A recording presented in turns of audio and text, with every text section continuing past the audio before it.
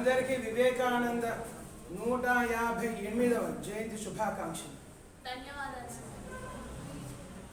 నేను అసలు శుభాకాంక్షలు చెప్పడం ఎందుకు, మీరు నాకు ధన్యవాదాలు చెప్పడం ఎందుకు? వివేకానందుడికి మనతో రక్త సంబంధం ఉన్నదా? మన చుట్టమా, మన పక్కమా? ఆయన ఎవరిదో పుట్టినరోజు అయితే నేను శుభాకాంక్షలు చెప్పడం ఏంటి? దానికి మీరు ధన్యవాదాలు చెప్పడం ఏంటిది? ఆయన ఏమైనా నా వంశస్థుడు కాదు. ఆయన పోనీ ఇక్కడ తెలంగాణ తెలుగువాడు అంటే తెలుగువాడు కాదు, ఇక్కడ కలకత్తాలో పుట్టినవాడు. ఆయనకు మనకి ఏ సంబంధం అని అసలు ఆయన పుట్టినరోజు మనం ఎందుకు చేసుకోవాలి? ఎందుకు ఆయన పుట్టినరోజు మనం చెప్పుకోవాల్సిన అవసరం ఏంటి? ఎందుకంటే వివేకానందుడు కేవలం ఇప్పుడు ఒక వ్యక్తి రూపం కాదైనది. ఆయన ఒక వ్యక్తిలా కాదు, నిలువెత్తు స్ఫూర్తి రూపం. అది అంటే స్ఫూర్తికి ఒక రూపం భగవంతుడికి అందిన రూపం. భగవంతుడు ఒకరికి రూపం ఇచ్చిన తర్వాత ఆ రూపాన్ని నిలుపుకొని పోవాలి మనిషి అన్నవాడు. ఈ రూపం ఇచ్చిండు, ఒక్కొక్కరికి ఇక్కడ ఒక్కొక్క రూపం ఉన్నది. ఈ రూపం రేపు పొద్దున మనం పోయిన తర్వాత ఎవరికి తెలుస్తుంది? ఎవరికీ తెలియదు. కానీ ఎప్పుడో 119 సంవత్సరాల క్రితం 4 జూలై 1902వ సంవత్సరంలో చనిపోయిన వ్యక్తి ఈ వివేకానందుడు. ఈ రోజుకి ఆయన రూపం తెలుసు. ఇంకా చెప్పాలి అంటే మన తాతలు కూడా ఆయన రూపాన్ని చూసింది. మన తాతల ముఖాలేదో మనకు తెలియదేమో కానీ వివేకానందుడి రూపం తెలుసు. మరి వివేకానందుడి వంశస్థులు ఎవరున్నారు? వివేకానందుడి వివాహమైందా? లేకపోతే ఆయన పిల్లలున్నారా? ఆయన పిల్లలున్నారా? ఎవరైనా వివేకానందుడి వంశస్థులు ఎవరైనా వివేకానందుడి పేరు నిలబెడుతున్నారా? ఇక్కడ ఒక ఉదాహరణ తీసుకుందాం. ఒక రాజశేఖర రెడ్డి పేరు నిలవాలంటే వైఎస్ జగన్మోహన్ రెడ్డి ఉండాలి, లేకపోతే రాజశేఖర రెడ్డి పేరు లేదు. ఆ రకంగానే ఎన్టీ రామారావు అనేవాడి పేరు నిలవాలి అంటే ఆయన కొడుకులు, ఆయన మనవళ్ళు ఉండాలి. వాళ్ళు లేకపోతే ఈయన పేరు నిలబడే అవకాశం కూడా లేదు. కానీ ఎవరున్నారని వివేకానందుడి పేరు ఈరోజు నిలబడ్డది?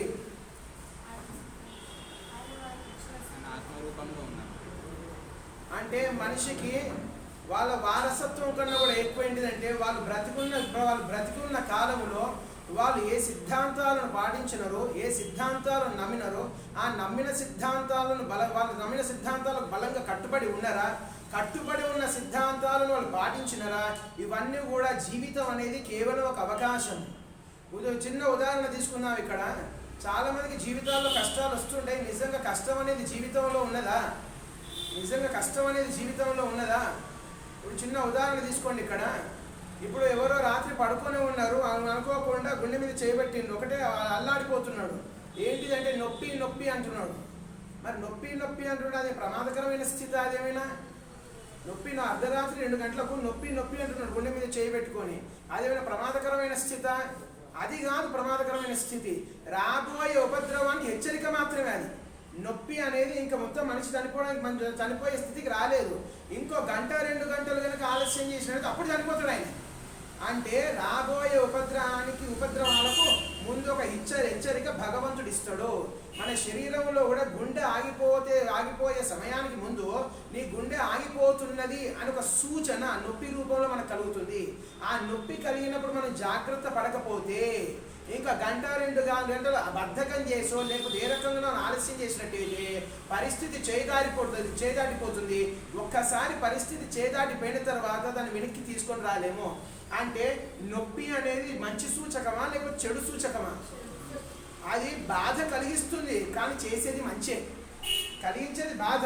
ఆ నొప్పే కనుక మనకు తెలియలేదు అనుకోండి, అమాంతంగా గుండె ఆగిపోయేంత వరకు ఎవరికి తెలుస్తుంది? ఎవరికి తెలియదు. అందుకే మన జీవితంలో కూడా ఇప్పుడు ఏదో కష్టం వస్తున్నదంటే కష్టానికి వాస్తవంగా కష్టం కాదు. కష్టం అనేది వాస్తవంగా కష్టం కాదు. కష్టం అంటే ఏంటిది? రాబోయే ఉపద్రవానికి ఇప్పుడు భగవంతుడు ఇస్తున్న హెచ్చరిక. నీ జీవితంలో ఏదో తట్టుకోలేని ఉపద్రవం రాబోతున్నది. అందుకే మొదట్లోనే భగవంతుడు మనల్ని జాగ్రత్త పరుస్తున్నాడు. అందుకే జీవితంలో కష్టాలు అనేవి మనల్ని జాగ్రత్త పరిచే సూచికలు, మనల్ని జాగ్రత్త పరిచే సూచనలు. అందుకే ఈ చిన్న సూచనలకి మనం భయపడినాం అనుకోండి, అయ్యో ఇప్పుడు యాంజియోగ్రామ్ అని ఒక టెస్ట్ ఉంటుంది, అది ఆపరేషన్ చేసినట్టే ఉంటుంది. యాంజియోగ్రామ్ అనేది దేనికోసం చేస్తారు? గుండెలో ఏమైనా కానీ రుగ్మతలు ఉన్నాయా, వీడు గుండె నొప్పితో నిజంగా వాస్తవంగా గుండెకి సంబంధించిన రోగంతో భవిష్యత్తులో ఏమైనా బాధపడబోతున్నా లేదా అని తెలుసుకోవడానికి యాంజియోగ్రామ్ అనే టెస్ట్ చేస్తారు. ఆ యాంజియోగ్రామ్ పేరు టెస్టే కానీ అది ఆపరేషన్తో సమానం. అది ఆ రకంగానే జీవితంలో ఈ చిన్న హెచ్చరికలు భగవంతుడు ఏదైతే ఇస్తున్నాడో ఆ కష్టాలను హెచ్చరికగా తీసుకోవాలి కానీ వాస్తవంగా వాటిని బాధగా తీసుకోవద్దు. తల్లిదండ్రులు ఎక్కడైనా పిల్లల్ని బాధ పెట్టాలని ప్రయత్నిస్తారా?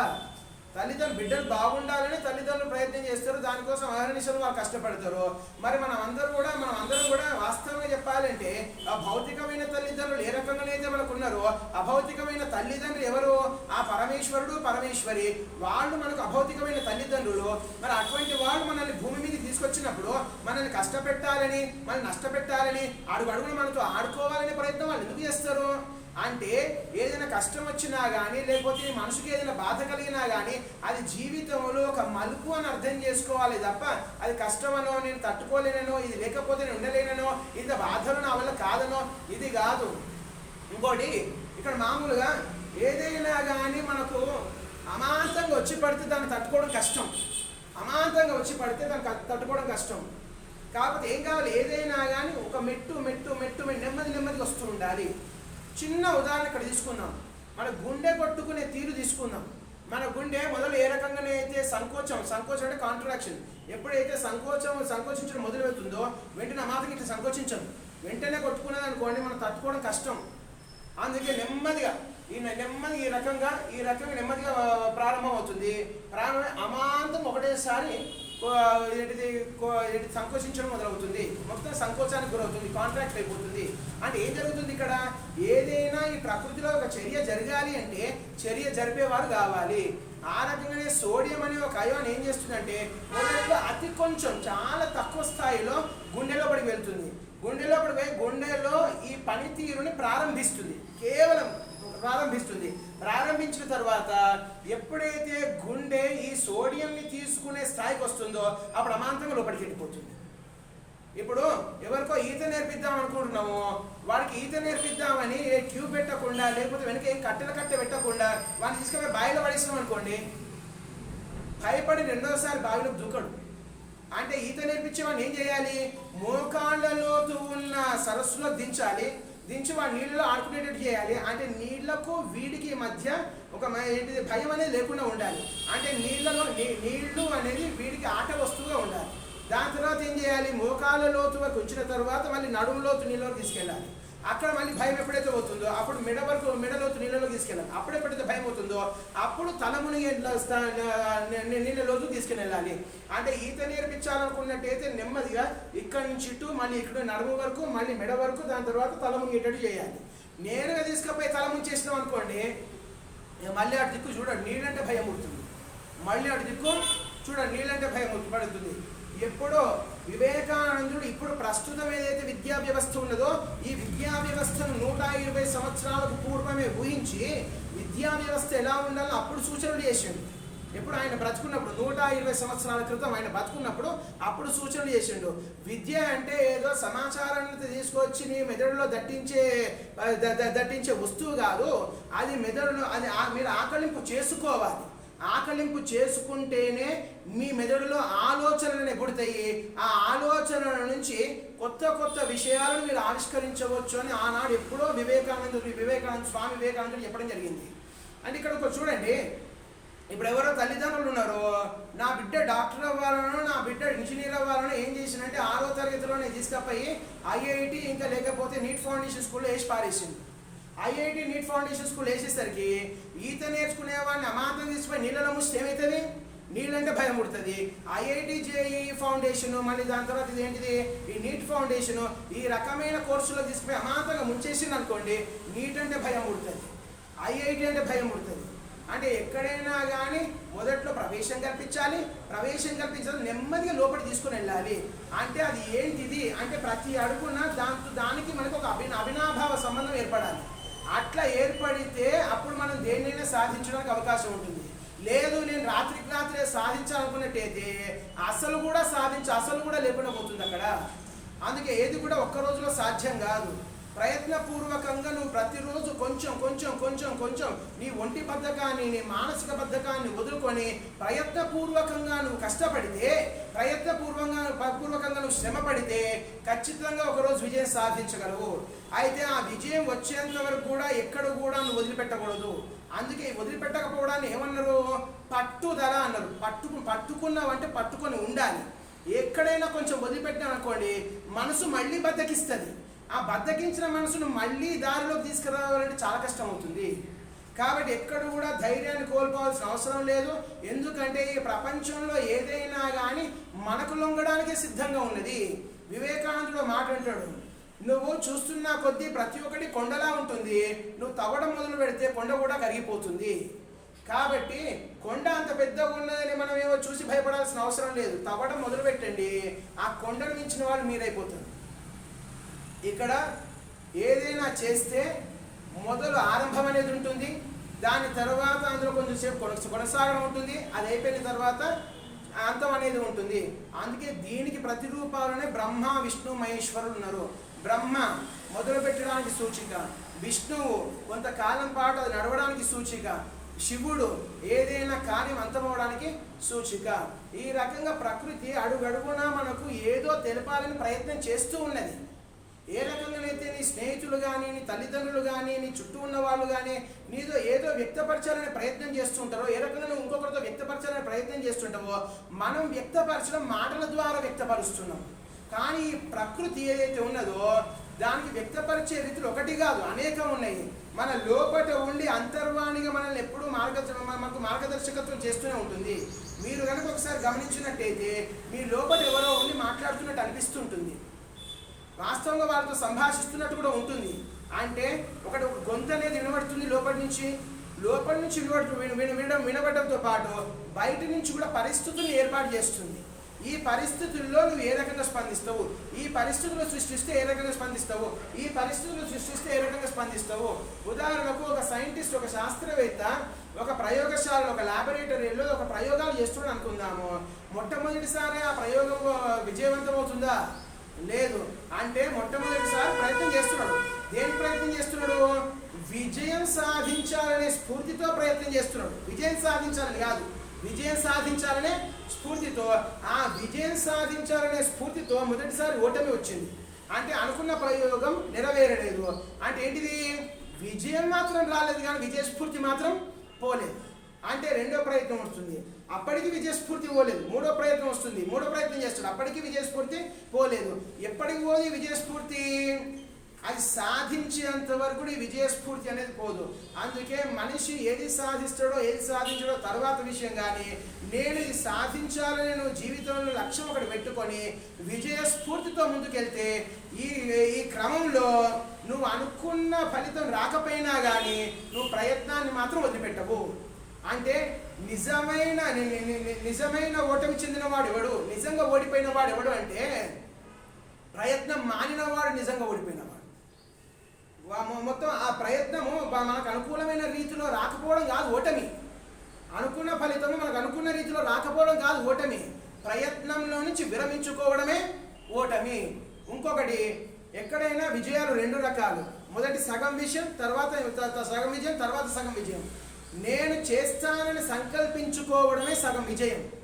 నేను చేస్తానని సంకల్పించుకోవడమే సగం విజయం. నువ్వు చేయడానికి సంకల్పించుకున్నావు, ఇప్పుడు ఏం కావాలి? సంకల్పం అయితే చేసుకున్నావు, ఇప్పుడు you have to come in to the action.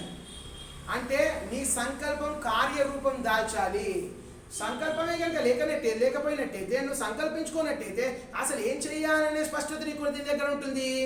ఎప్పుడైనా కానీ మనిషి ఏదైనా చెయ్యాలనుకున్నప్పుడు ప్రారంభ దశలో స్పష్టత లోపిస్తుంది. ఇది గుర్తుపెట్టుకోండి. మనిషి మొదట ఏదైనా చేద్దాం అనుకున్నప్పుడు, ఏదైనా విజయం సాధించాలనుకున్నప్పుడు ప్రారంభ దశలో స్పష్టత ఉండదు. అంటే ఆ స్పష్టతను సాధించడానికే వాడికి కొంత సమయం పడుతుంది. స్పష్టతను తను చేయాలనుకుంటున్న ఏదైతే లక్ష్యాన్ని ఏర్పరచుకున్నాడో ఆ లక్ష్యంపై స్పష్టతను సాధించడానికే చాలా సమయం పడుతుంది, కొంచెం కూడా చాలా సమయం పడుతుంది. అంటే స్పష్టతను సాధించాలి. స్పష్టతను సాధించిన తర్వాత విజయం చేకూరుతుంది. ఆ స్పష్టత సాధించే క్రమంలోనే చాలా మంది ప్రయత్నాలు విరమిస్తారు. అందరూ ఫెయిల్ అవ్వడానికి కారణము, అందరూ వైఫల్యం చెందడానికి కారణం ఏంటిదంటే, ఏదైనా విజయం సాధించాలంటే ఎట్లా సాధించాలనే స్పష్టత ఉండాలి. అంటే మొదలు ఏం సాధించాలి? విజయం సాధించాలంటే స్పష్టతను సాధించాలి. ఆ స్పష్టత ఒక రాత్రికో రెండు రాత్రికో రాదు, అనుభవం మీద స్పష్టత వస్తుంది.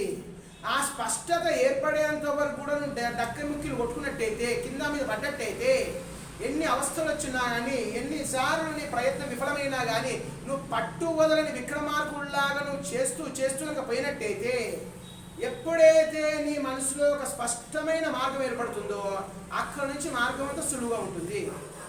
మొదట్లో మాత్రం చాలా ఇబ్బందికరంగా ఉంటుంది. ఆ ఇబ్బందికరంగా ఉన్న పరిస్థితిని నువ్వు అధిగమించాలి.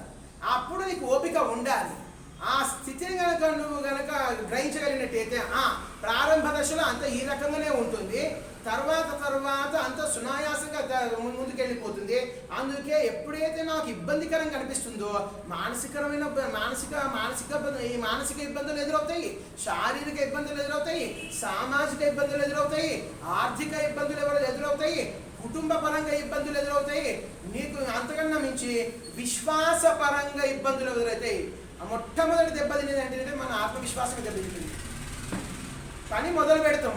పని మొదలుపెట్టిన తర్వాత కొంచెం ముందుకెళ్ళిన వెంటనే నా వల్ల అవుతుందో లేదో అన్న భయం మొదలవుతుంది. నేను చెయ్యగలనో లేదో అన్నందుకు బాగానే ఉంటుంది. కానీ మనం ఎక్కడికి సమాధానం రాబడతామంటే నా వల్ల కాదు అని నిర్ధారించేసుకుంటాం. మనిషి వల్ల తలుచుకుంటే మనిషి వల్ల ఈ ప్రకృతిలో ఈ విశ్వంలో కానిది ఏమీ లేదు, ఏమైనా చేయవచ్చు.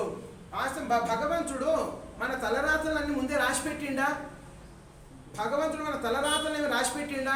ఇప్పుడు నేను చిన్న కంపెనీ పెట్టిన అనుకోండి, కంపెనీలో నేను మీ అందరినీ ఉద్యోగస్తులుగా తీసుకున్నా. మీరు ఎవరెవరు ఎట్లా పని చేస్తున్నారో నాకేం తెలుసు?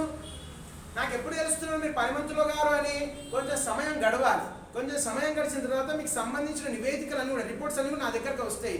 ఫలానా వాడు ఏంటిది క్యాండిడేట్ ఈ రకంగా పని చేస్తున్నాడు అంటే, కష్టపడి పని చేస్తున్నాడు, వీడికి ప్రమోషన్ ఇవ్వాలి అంటే. ఎప్పుడు అనుకున్నా నేను? మీ కర్మ ఆధారంగా మీకు ప్రమోషన్ ఇవ్వాలనుకున్నాను నేను. అంటే భగవంతుడు కూడా మనల్ని భూమికి తీసుకొని వచ్చినట్టు ఏమీ లేదు, తలరాత ఏమీ లేదు.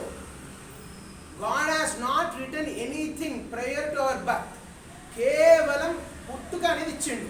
పుట్టుక అనేది ఇచ్చేసి ఒక్కటి మాత్రం మనం స్వేచ్ఛ కర్మ చేయడానికి బుద్ధి అనేది ఒకటి ఇచ్చిండు. ఇచ్చిన బుద్ధిని ఎట్లా ఉపయోగించుకుంటున్నావు అంటే, నేను ఒక కంపెనీలో చేరినప్పుడు నేను ఆ కంపెనీ కోసం కాకుండా ఈ కంపెనీలో ఉంటూ పక్కవాడి కంపెనీల కోసం పని చేస్తుంటే ఎట్లా ఉంటుంది? నా కంపెనీలో సాగరిస్తున్నా అక్కడ చైర్మన్ లేదు అంటే, ఆయన గనక ఈ విషయం తెలిసిందనుకోండి తీసుకుపోయి జైల్లో పెడతాడు. అంటే ఈ కంపెనీ రహస్యాలన్నీ కూడా నువ్వు ఆ కంపెనీకి చేరవేరుస్తున్నావు అంటే, ఈ కంపెనీ సిద్ధాంతాలకు నియమాలకు వ్యతిరేకంగా నువ్వు ప్రవర్తిస్తున్నావు కాబట్టి నువ్వు శిక్షార్హుడివి. అందుకే నువ్వు జైల్లో పోయి ఉండాలి. అంటే ఏం జరుగుతుంది? కంపెనీ కోసం పని చేయకపోయినా పర్వాలేదు, కానీ కంపెనీకి వ్యతిరేకంగా పని చేయకూడదు. ఈ భూమి మీద మనం బద్ధకంగా ఉన్నా పర్వాలేదు, కానీ పరమాత్ముడికి వ్యతిరేకంగా మాత్రం పని చేయకూడదు. ఎందుకంటే పరమాత్ముడు మనం ఈ భూమి మీదకి ఒక ఉద్యోగస్తుల్లా నియమించినాడు మనల్ని. ఏదో మన నుంచి ఆశిస్తున్నాడు ఆయన. అంటే మనకి ఏదైనా కర్మ ఫలితం నెల జీతం రావాలి అంటే నీ పనితనం మీద ఆధారపడి ఉంటుంది. నీ కర్మ ఫలితం సానుకూలంగా ఉండాలంటే నువ్వు చేసే కర్మ మీద ఆధారపడి ఉంటుంది. ఇప్పుడు ఇక్కడ ఎవరైనా చెప్పగలరా మీరు ఎప్పుడు చనిపోబోతున్నారో? రేపు కానీ, ఎల్లుండి కానీ, ఒక సంవత్సరం తర్వాత కానీ, 2 సంవత్సరాల తర్వాత కానీ మీ మరణాన్ని మీరు నిర్ణయించుకోగలరా? కానీ వివేకానందుడు లాంటి వాడు 34వ ఏటనే నేను 39వ ఏట చనిపోతానని స్నేహితుడు చెప్పడం జరిగింది. అంటే తన మరణ సమయం ఎప్పుడు ఆసన్నం అవుతున్న సంగతి వివేకానందుడికి తెలిసింది. అది పక్కన పెట్టండి. మొత్తానికి భగవంతుడు మనల్ని పుట్టించినప్పుడు, భగవంతుడు మనల్ని భూమిని తీసుకొచ్చినప్పుడు మన మొదటి రోజు ఎట్లా ఉన్నది, దాని పుట్టినరోజు అంటున్నాం. ఆ చివరి రోజును నిర్ధారించే మనల్ని భూమికి తీసుకొచ్చిండా? భగవంతుడు మొదటి రోజు నిర్ధారించగలిగిన, కానీ చివరి రోజును ఆయన ఎప్పుడు నిర్ధారించాలనే దానికి మనం సహాయపడాలి. అంటే మన మరణాలు ఎప్పుడు ఉండాలనే సంగతికి భగవంతుడు కూడా స్పష్టత లేదు. అంటే నేను ఈ భూమి మీద ఎంతకాలం ఉండాలి, ఎంతకాలం ఉంటే నా వల్ల ఈ భూమి మీద ప్రయోజనం ఉన్నది, దాన్ని బట్టి నేను చేసే పనిని బట్టి ఈ ఫలానా వాడు ఇంకా 30 సంవత్సరాల పాటు ఈ భూమి మీద ఉంటే మంచిది, లేదు వీడు భూమి మీద ఉంటే ఇంకా ప్రమాదకరమైన పరిస్థితులు ఏర్పడతాయి కాబట్టి వీడిని రాత్రికి రాత్రి వీడిని స్పాట్ పెట్టాలి, రాత్రికి రాత్రి వీడిని చంపేయాలి. అంటే ఏం జరుగుతుంది? వాడు ఆరోగ్యకరంగా ఉన్నాడు. మరి రాత్రికి వాడు చనిపోవాలంటే ఎట్లా చనిపోవాలి? అమాంతంగా ఏమైనా ఆరోగ్యం రాదు కదా. మరి ఏం కావాలి? యాక్సిడెంట్ జరుగుతాయి. లేకపోతే ఇంకా ఏమో ఆత్మహత్య చేసుకోవాలనేటువంటి భావాలైనా కలగవచ్చు. అంటే ఏమిటి? బలవంతంగా ప్రాణాలు శరీరం నుంచి పోవడము. అంటే ఈ భూమి మీద ఎవరు ఎంతకాలం ఉండాలన్నది ముందే నిర్ధారించి పెట్టలేదు. గుర్తుపెట్టుకోండి, మన కర్మల ఆధారంగా మన ఆయుష్ నిర్ణయించబడుతుంది. అందుకే సక్రమమైన కర్మలు చేసినట్టయితే, సత్కర్మలు కనుక చేసినట్టయితే మన నెట్ట జంపాల్లో భగవంతుడు కూడా తెలియదు. నువ్వు చెడు పని చేసినట్టయితే, ఉదాహరణకు దుర్యోధనుడు చూడండి, దుర్యోధనుడు చేసిన పాపం ఏంటంటే ద్రౌపది వచ్చి నా తొడ మీద కూర్చున్నాడు అంటే అన్నదమ్ముల భార్య ఏమైతే ఉన్నదో ఆ రకంగా అటువంటి ఆమెతోటి వదనలాంటి ఆమెతోటి వచ్చి నా తొడ మీద కూర్చోమని చెప్పడం పరమ పాపం. అది ఈ పాపం చేసిండు కదా, ఈ అధర్మం చేసిండు కదా, చివరికి వాడు చాలా ఎట్లొచ్చింది, అదే తొడ పైన చనిపోయింది వాడు. అంటే పాపం ఎక్కడుందో భగవంతుడు చూస్తాడు. ఏది ప్రధానమైన పాపం అంటే మన ప్రాణాలు తీయడానికి ఎట్లా తీయాలి అది కూడా కావాలి కదా. యాక్సిడెంట్లో తీయాలన్నా, లేకపోతే రోగం ద్వారా తీయాలన్నా, లేకపోతే మీరు ఆత్మహత్య చేసుకునేలా చేయాలన్నా, ఎట్లా తీయాలనేది భగవంతుడు నిర్ణయించాలి కదా. మరి భగవంతుడు నిర్ణయించాలంటే భగవంతుడికి క్లూస్ ఇస్తున్నది ఎవరు? మనమే. అంటే అడుగడుగున ఆయన చూస్తున్నాడు, వీడు ఎక్కడైనా అధర్మం చేస్తాడా, వీడు ప్రాణాలు తీయాలంటే ఆ అధర్మం ఆధారంగానే ప్రాణాలు తీయాలి. దుర్యోధనుడు చేసిన అధర్మం ఏంటిది అంటే వచ్చి నా తొడ మీద కూర్చో ద్రౌపది అన్నాడు. ఆ అధర్మం అనేది భగవంతుడికి దొరికింది. భీముడు అదే తొడ పగల కొట్టి దుర్యోధనుడు ప్రాణాలు తీసిండు. ఈ రకంగా మీరు ఎన్నో ఉదంతాలు తీసుకోండి, ఏ ఉదంతాలన్నీ తీసుకోండి. కృష్ణుడు మహాభారత యుద్ధం ఎవరు ప్రేరేపించడం వల్ల మహాభారత యుద్ధం జరిగింది? అందరూ అనుకునేది ఏంటంటే ద్రౌపది వల్ల మహాభారత యుద్ధం జరిగింది అనుకుంటారు. ద్రౌపది వల్ల జరగలేదు, కృష్ణుడి వల్ల జరిగింది మహాభారత యుద్ధం. అంటే ఈ మహాభారత యుద్ధానికి సంకల్ప బీజాలు వేసింది ఎవరు అంటే కృష్ణుడు. అంటే దీనివల్ల గాంధారి యొక్క 9 కుమారులు చనిపోవడం జరిగింది. అంటే ఇక్కడ యుద్ధమే కనుక జరగనట్టయితే వీళ్ళంతా బతుకుండేవారు. వీళ్ళంతా బతుకున్నట్టయితే కౌరవులు, కృష్ణుడికి నష్టమా? కృష్ణుడికి వచ్చి నష్టం ఏమీ లేదు. మహా అంటే నష్టపోతే పాండవులే నష్టపోతారు. అంటే ఈ సంకల్పం చేసింది ఇంతమంది సైన్యం చనిపోవడానికి, ఇంతమంది కౌరవులు చనిపోవడానికి కారణం ఎవరు? కృష్ణుడు. అందుకే గాంధారి ఇచ్చిన శాపానికి ఏదైతే సంకల్పం కృష్ణుడు చేసిండో ఆ సంకల్పం ధర్మానికైనా కానీ అధర్మబద్ధంగా యుద్ధం జరిపింది కృష్ణుడు. కొన్నిసార్లు కర్ణుని చంపించిన తీరు అధర్మం, భీష్ముని చంపించిన తీరు అధర్మం, ద్రోణుని చంపించిన తీరు అధర్మం. అంటే వాళ్ళని అధర్మ రీతిలోనే చంపగల అవకాశాలు ఉన్నాయి కాబట్టి చంపించేసాడు. మరి అధర్మం యొక్క ఫలితం కృష్ణుడు అనుభవించాలా? అదే అనుభవించి చచ్చిపోయాడు. ఆయన వంశం అంతా కూడా సర్వనాశనం అయిపోయింది. యదు వంశం అంతా కూడా తుఫాన్లో కొట్టుకపోయింది, వరదల్లో కొట్టుకపోయింది. ద్వారక ఇప్పుడు ఎక్కడ ఉందో శాస్త్రవేత్తలు కూడా తెలియదు. ఇప్పుడు కూల్చిన అయోధ్యను కడుతున్నారు ఇప్పుడు నరేంద్ర మోడీ, ఇప్పుడు భారత ప్రభుత్వం కడుతుంది. కానీ మునిగిపోయిన ద్వారకా నగరం ఎక్కడుందో ఇప్పటికి కూడా తెలుసుకోలేకపోతున్నారు. అంటే ఏం జరిగింది? ఏ రకంగానైతే ఈ కురువంశాన్ని సర్వనాశనం చేసిండో కృష్ణుడు ధర్మస్థాపన కోసం చేసిండో కాక, కానీ అందులో కొంచెం అధర్మాన్ని కూడా కలపాల్సి వచ్చింది. ఆ అధర్మం చేసినందుకు ద్వారక అనేది లేకుండా పోయింది, యదువంశం అనేది లేకుండా పోయింది. అంటే కర్మ ఎట్లా ఉన్నదో ఫలితం కూడా భగవంతుడనే తప్పించుకోగలిగిన కర్మ ఫలితం నుంచి భగవంతుడు కూడా తప్పించుకోలేకపోయాడు. మనం చేసిన కర్మల ఆధారంగానే మన మరణం నిర్ణయించబడి ఉంటుంది. ఇంకో ఈ కలియుగానికి సంబంధించిన ఒక ఉదాహరణ చెప్తాను నేను. 7 కొండల్లో 2 కొండల్ని క్రైస్తవంలోకి మార్చాలని పూర్వం ఒక ముఖ్యమంత్రి ప్రయత్నం చేయడం జరిగింది. ఆ కొండల్లోనే పడి ఆ ముఖ్యమంత్రి చచ్చిపోయాడు. ఏ కొండల్ని అయితే క్రైస్తవంలోకి మార్చాలని పాపకార్యం చేయాలనుకున్నాడో అదే కొండల్లో అదేంటిది హెలికాప్టర్ కూలి అసలు ఎక్కడ ఉన్నాడో సంగతి 2-3 రోజుల వరకు కూడా తెలియదు. అక్కడ దొరికిన మాంసబుద్ధలు కూడా అయినవో కాదో కూడా తెలియదు. అంత ఘోరమైన చావు చావడం జరిగింది. అంటే కొండని మార్చాలనుకున్నాడు, కొండని ప్రాణం తీసేసింది. ఇప్పుడు ఈ ఉదాహరణని గమనించినట్టయితే మనం ఎక్కడ పాపం చేస్తామో మన ప్రాణం తీయడానికి భగవంతుడికి అక్కడ అవకాశం దొరుకుతుంది, ఆ విధంగా అవకాశం దొరుకుతుంది. అందుకే భగవంతుడికి అవకాశం ఇవ్వద్దు. నేను యాక్సిడెంట్లో పోవాలని భగవంతుడికి అవకాశం ఇవ్వద్దు. ఆ అధర్మం నేను చేయొద్దు, లేకపోతే మీరు చేయొద్దు, మనం ఎవరు చేయొద్దు. మళ్ళీ ఎక్కడైతే ఒక్క అధర్మబద్ధమైన కార్యం మనం చేపడితే భగవంతుడికి అదే అవకాశం. ఇప్పుడు నేను ఏ అధర్మం చేయలేదు అనుకుందాం, నా ప్రాణం తీయడానికి కారణం ఎక్కడుందో చెప్పండి. ఏ అధర్మం చేయనప్పుడు ప్రాణం తీయడానికి భగవంతుడికి కారణం ఎక్కడ ఉన్నది? కానీ ప్రాణం అట్లనే 1000 సంవత్సరాలు ఉంచలేడు కదా. పుట్టిన ప్రతి జీవి చనిపోక తప్పదు. అంటే మన మరణం నిర్ణయిస్తుంది మనం ఎట్లా జీవించడమో తెలియదు, మనం ఎట్లా జీవించామన్న సంగతి.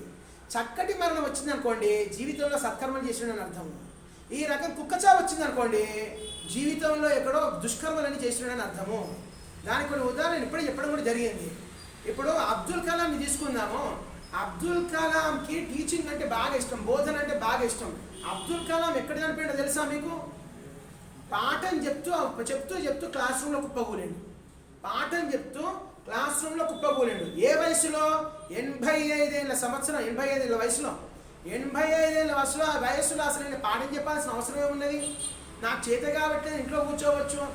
కానీ ఇటువంటి మహానుభావులు ఎవరైతే ఉన్నారో వీళ్ళకు కర్మ యొక్క విలువ తెలుసు, వీళ్ళకు సత్కర్మ యొక్క విలువ తెలుసు. అంటే శరీరంలో జవసత్వాలు ఉన్నంత వరకు ఈ శరీరాన్ని బద్ధకించనీయకుండా 85 వయసులో సైతము వెళ్ళి పాఠం చెప్పడానికి సిద్ధపడ్డాడు. ఆ పాఠం చెప్తూనే ప్రాణం వదిలిపెట్టిండు.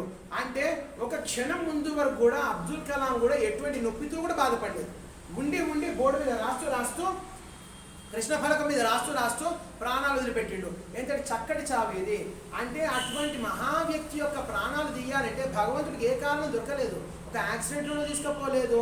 అంటే నిద్రలో చనిపోయిన వాళ్ళు, లేకపోతే వాళ్ళకు ఏ పని మీదనైతే ఏ కర్మ మీదనైతే బాగా ఆసక్తి ఉన్నదో ఆ కర్మ చేస్తూనే చనిపోతారు. అందుకే గీతలో శ్రీకృష్ణ భగవానుడు ఇదే అంటాడు. ఏమంటాడు? నువ్వు ఏ ధర్మం అయితే పాటిస్తున్నావో ఆ ధర్మంలో నీకు మరణం సంభవించినా సరే, కానీ నీ ధర్మాన్ని మాత్రం నువ్వు వీడకు. అది ఆ ధర్మం నువ్వు పాటించే ధర్మము ఇతర ధర్మాల కన్నా కూడా నీచమైనా పర్వాలేదు, కానీ ఇతర ధర్మాలు నీ ధర్మం కన్నా గొప్పవైనా పర్వాలేదు.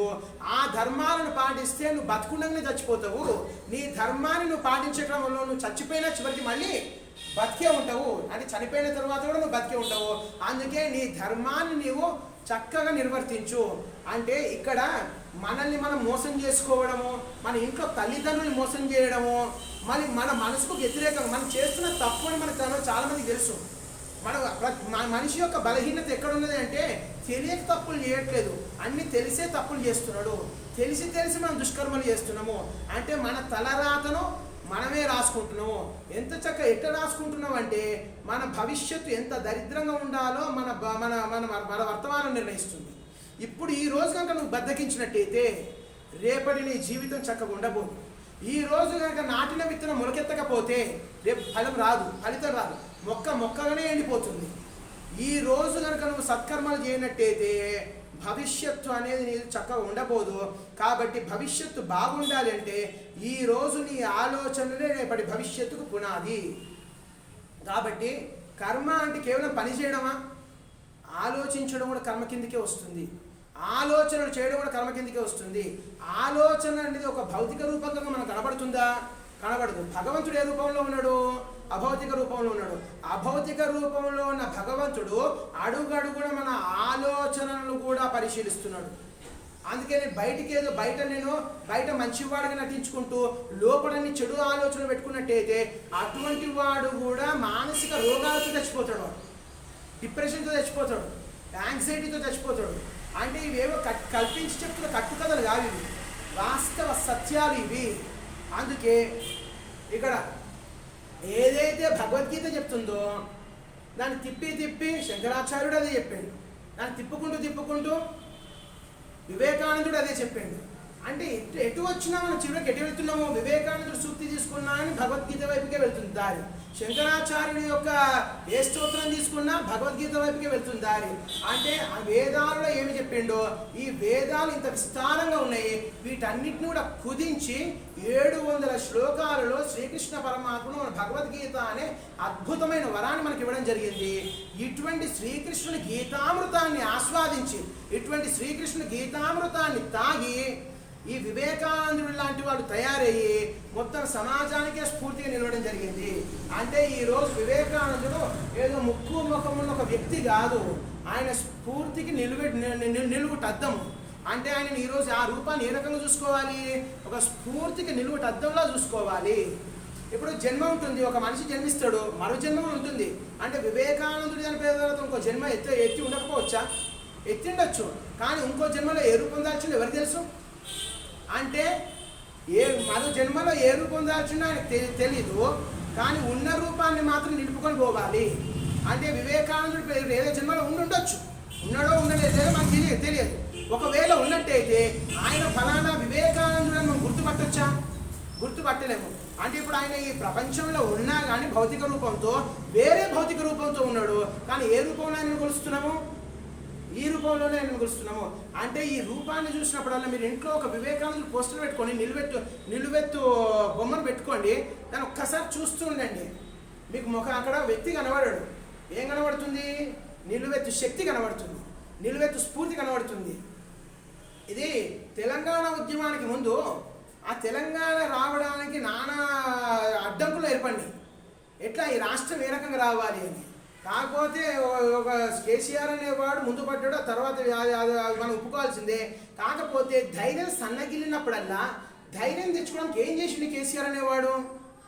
అంటే అతడు వేసే పనులు ఎట్లునే తర్వాత విషయం, కానీ ఈ తెలంగాణ రాని పరిస్థితులు ఏర్పడ్డాయి. రాజశేఖర రెడ్డి చనిపోవడం వల్ల తెలంగాణ కొంచెం సానుకూలమైన మార్గం ఏర్పడింది. అంతకుముందు ఇక తెలంగాణ వచ్చే అవకాశాలు ఏమీ లేకుండే. మరి ఏం ధైర్యం ఇచ్చింది? ప్రతిసారి ఉద్యమాలు నిలబడుతున్నాడు. ఒక ఊరికి వెళ్ళినప్పుడు మట్టి తెచ్చుకున్నాడు, తెలంగాణ గడ్డ మట్టి తెచ్చుకున్నాడు. ఆ మట్టి తెచ్చుకొని ఒక బట్టలో చుట్టి తన పడగ్గది ముందు కళ్ళ ముందు ఇట్లా పెట్టుకున్నాడు. అంటే తను చూస్తే అది కనబడుతూ ఉండాలి. ఎప్పటికీ ఆ మట్టి శక్తినిచ్చింది అని చెప్తాడు. ఒక దగ్గర వెటర్నరీలో చెప్పింది ఇది. ఏది నా ధైర్యం సన్నగిలినప్పుడల్లా నేను ఆ ఫలానా ఊళ్ళో నుంచి ఏదైతే మట్టి తెచ్చుకున్నానో ఆ మట్టి నాకు శక్తినిచ్చింది. నిజంగా మట్టికి అంత శక్తి ఉంటుందా? ఉంటుంది. మట్టికి కాదు, ఈయన సంకల్పానికి అంత శక్తి ఉన్నది. అంటే మనిషి వాస్తవంగా సంకల్పించుకున్నట్టయితే ఏదైనా సాధించగలడు, అంటే ఖచ్చితంగా సాధించగలడు. కాకపోతే ఆ సాధించడానికి సరైన ప్రణాళిక అవసరం, సరైన విధంగా కర్మ చేయడం అవసరం. ఆలోచనలన్నీ కూడా స్వచ్ఛంగా ఉండాలి, మనసు స్వచ్ఛంగా ఉండాలి. ఎప్పుడైతే చూడండి, ఒక మసకబారిన అద్దం ముందు మనం నిలబడ్డాం అనుకోండి, మొత్తం మసక ఉన్నది అద్దం, దాని ముందు నేను నిలబడ్డా, నా ముఖం అద్దంలో కనబడుతుందా? కనబడదు. లోపం నాలో ఉన్నదా అద్దంలో ఉన్నదా? లోపం అద్దంలో ఉన్నది. ఇప్పుడు మా అద్దం మీద మబ్బుతనాన్ని కనుక నేను తుడిచేసినాను అనుకోండి, అప్పుడు ఏం కనబడుతుంది? అద్దం కనబడతా, అద్దంలో నేను కనబడుతున్నా, అద్దంలో నేను కనబడతా. అంటే అద్దం మసకగా ఉన్నంత వరకు నన్ను నేను చూసుకోలేకపోయినా, అద్దం మసక ఉన్నంత వరకు నన్ను నేను చూసుకోలేకపోయినా, నా హృదయము, నా మనస్సు ఆందోళనలతో నిండిపోయినప్పుడు, లేకపోతే చెడు ఆలోచనలతో నిండిపోయినప్పుడు నా ఆత్మ యొక్క ప్రతిబింబమైన పరమాత్మ నేను చూడలేను. అందుకే ఇక్కడ ఒక సూక్తి చెప్తాడు ఇక్కడ వివేకానందుడు. The pure heart is the best mirror for the reflection of the truth. సత్యాన్ని నువ్వు గ్రహించాలి అంటే నీ హృదయం స్వచ్ఛంగా ఉండాలి. వాస్తవానికి భూమికి మనం వచ్చింది దేనికోసం అంటే 3 పూటలు తినడానికి, లేకపోతే 4 మొబైల్ చూడడానికి, అడ్డమైన పుస్తకాలు చదవడానికి, లేకపోతే టీవీలు చూడడానికి, ఇవి చేయడానికి కాదు మనం భూమికి వచ్చింది. ఈ రూపం భగవంతుడు ఇచ్చిందంటే దీని వెనకాల ఎంతో శక్తి పెట్టుబడిగా పెట్టిండు. మిమ్మల్ని జీవితంలో స్థిరపడేలా చేయాలని మీ తల్లిదండ్రులు మీ మీద దాదాపు 20 సంవత్సరాల నుంచి, నర్సరీ దగ్గర నుంచి మీరు డిగ్రీ అయిపోయేంత వరకు, పీజీ అయ్యేంత వరకు ప్రతి సంవత్సరం కష్టపడో నష్టపడో ఏదో రకంగా అవస్థపడో మీరు ఒక దారిలోకి రావాలని వాళ్ళు పెట్టుబడి పెడుతున్నారు.